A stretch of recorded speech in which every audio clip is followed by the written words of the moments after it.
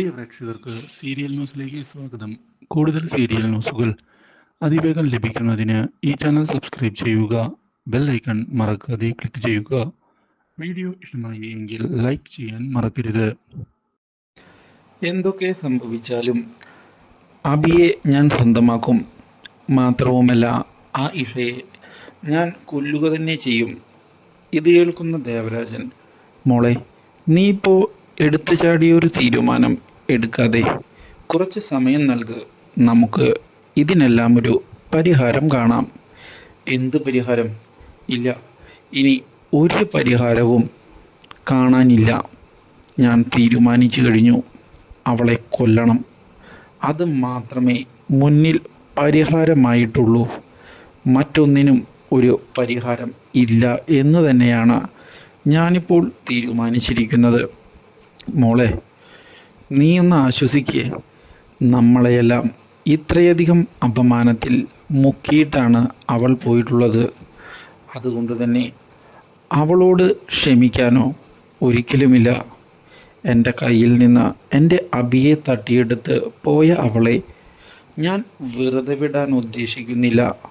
അത് ഉറപ്പ് തന്നെയാ. ഇതിനൊരു തിരിച്ചടി ഞാൻ കൊടുക്കും അവൾക്ക്. എനിക്കവളോട് പ്രതികാരം ചെയ്തേ മതിയാകൂ. ഇത് ഞാൻ ഉറപ്പിച്ച കാര്യം തന്നെയാ. ഇത് കേട്ട് ദേവരാജനാകെ പകച്ചു പോയിരിക്കുകയാണ്. മാത്രവുമല്ല, ഇതോടെ ദേവബാല, ഈ കാര്യത്തിൽ ഞാൻ നിൻ്റെ കൂടെയുണ്ട്.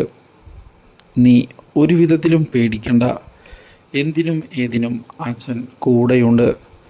നിൻ്റെ കയ്യിൽ നിന്ന് വീണ ഓരോ തുള്ളി ചോരയ്ക്കും നമ്മൾ പകരം ചോദിക്കും.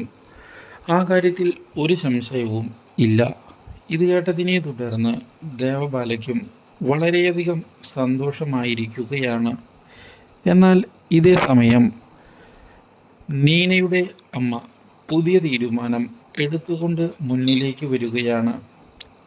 നമ്മൾ പുതിയൊരു നീക്കം നടത്താൻ പോവുകയാണ്.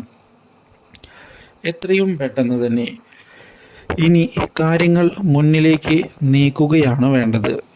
ഇതിൻ്റെ ഭാഗമായി ഇനി ചെയ്യേണ്ടത് ഒരേ ഒരു കാര്യമാണ്. അവളെ നമ്മൾ പുതിയൊരു നീക്കത്തിലൂടെ കീഴ്പ്പെടുത്തും. ആ ഇഷയെ വേണ്ട, ആ കുഞ്ഞിനെയും ഇഷയെയും ഇനി തൽക്കാലത്തേക്ക് ഒന്നും ചെയ്യേണ്ട. എന്ത് രാഹുൽ, നീ എന്തൊക്കെയാ ഈ പറയുന്നത്? വല്ല ബോധവുമുണ്ടോ? പൂർണ്ണ ബോധത്തോടെ തന്നെയാ ഞാൻ ഈ പറയുന്നത്. എനിക്ക് കൃത്യമായ പ്ലാനിങ് ഉണ്ട് ഇപ്പോൾ. എന്ത് പ്ലാൻ? ഞാൻ കാണിച്ചു തരാം. എന്തായാലും ഇനി ഇത്രയും നാൾ നിങ്ങൾ കളിച്ചതല്ലേ, എൻ്റെ കളി കൂടി നിങ്ങൾ കാണുക. ഈ വിജയം അത് എനിക്ക് സ്വന്തമായിരിക്കും. ആ കാര്യത്തിൽ ഒരു സംശയവുമില്ല.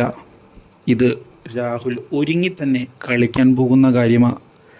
മാത്രവുമല്ല, വിജയവും എനിക്ക് തന്നെ ആയിരിക്കും. ഇത് കേട്ട് നീനയോട് അമ്മ പറയുകയാണ്, രാഹുലിനെ ഇനി നമ്മൾ സൂക്ഷിക്കണം. അവൻ നമ്മുടെ കയ്യിൽ നിന്ന് പോയി നിൽക്കുകയാണ്. അതുകൊണ്ട് തന്നെ നമ്മൾ പ്ലാൻ ചെയ്ത് വേണം ഇനി കാര്യങ്ങൾ നീക്കുന്നതിനായി. Do like, share and subscribe.